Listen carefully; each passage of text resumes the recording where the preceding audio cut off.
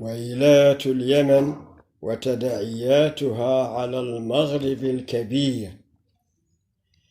إن كانت في العالم ضمائر حية فإن ويلات اليمن فظيعة كما نشاهد، تخوض حربا بلا أهداف محددة، وهذا مفروض عليها يقول الأشهاد.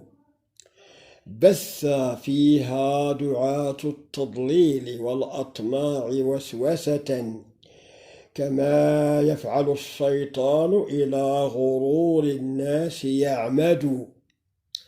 صنعوا الذرائع لإحداث في الناس بلبلة، فانهارت البلاد والاستقرار فيها بعيد.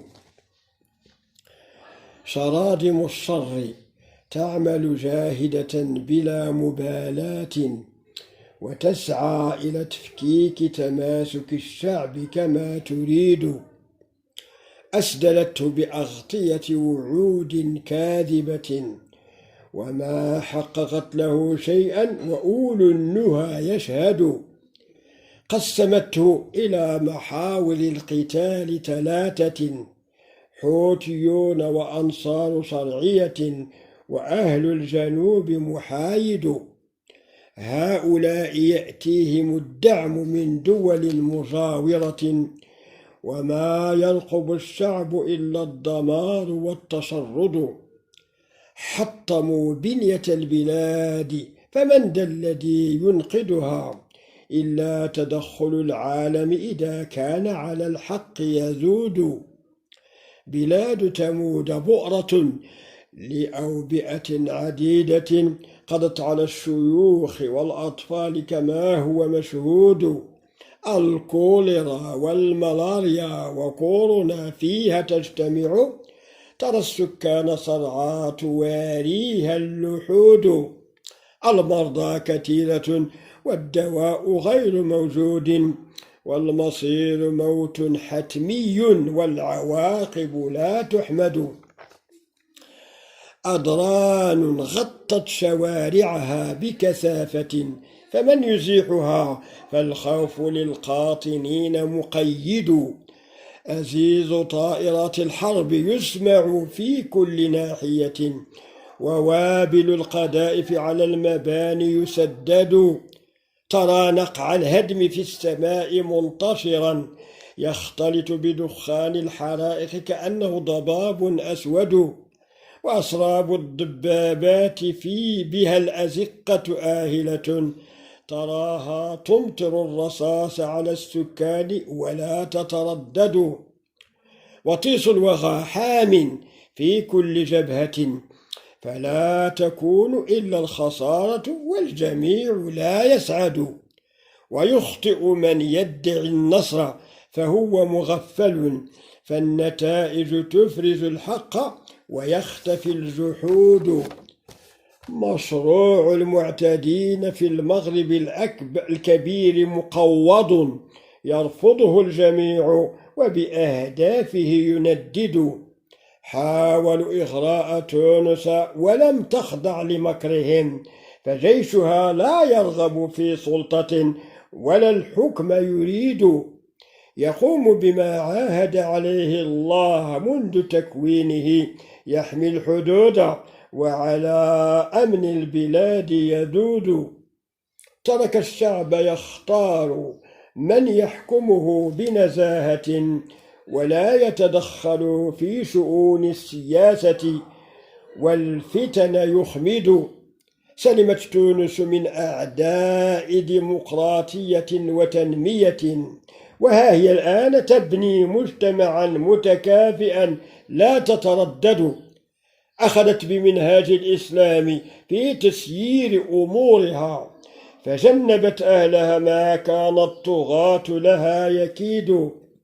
سلكت طريق المغرب الأقصى كنموذج، فنجت مهما كانت الأطماع والأحقاد. كيف لا، وفيه ملك حكيم ومحنك فطن، ليس لمثله في العالم أنداد.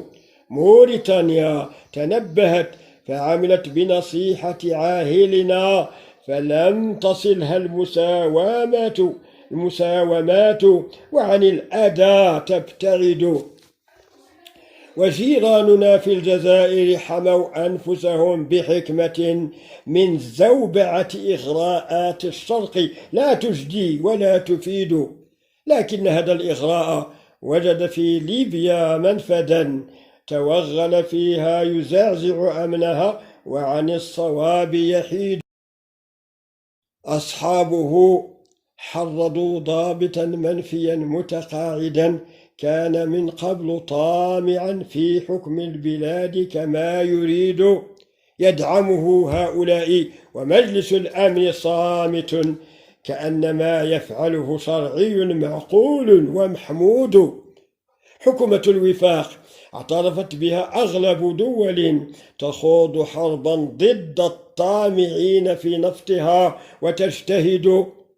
عدوها حفتر يمده بالسلاح شرق وغرب، والوفاق يضحي من أجل البلاد ويصمد. وليبيا سوف لم تكن لقمة سائغة لمن طغى، فالنصر آت لا محالة كما كانت ترصد. إفريقيا الشمالية لها تاريخ مجيد حافل، ولا ينكر ذلك إلا متكبر يعتريه الجحود.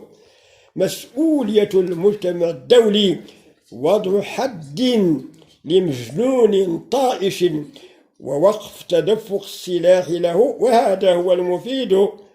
ديار المسلمين هكذا للأخطار معرضة، تكون فريسة للإرهاب والظلم فيها يسود. فيها يجرب الغرب ما يصنعه من أسلحة كأن قاطنيها أنعام أو حشرات تباد. إذا كنا ننتمي إلى خير أمة للناس أخرجت، فعار علينا أن نرى استقرار بلدانها يهدد. فالصلح خير به كتاب الله يأمرنا، وننهي الصراع بين الأطراف والسلام يسود. ومن يمتنع نقاطعه حتى يعود إلى رشده، ونعدل بين إخواننا والكل إلى الصواب يعود. وهذا منهج الإسلام في كل قضية يكون فيها الخلاف، فالتوترات عقباها لا تحمد.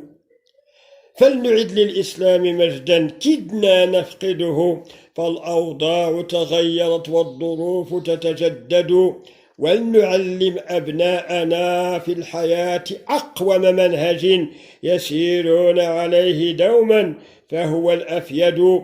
إذا ذكرونا تنهال علينا دعواتهم، ونستريح في الرموس وسمعتنا تصرمد. فلن يفلح مشروع الشرق عندنا أبدا، فهو وهم يجول في الخيال ولا يسود. فالأمل على الله معقود لدحر وجوده في اليمن وليبيا، وهذا أمر واقع ومؤكد. الشاعر صداوي صديق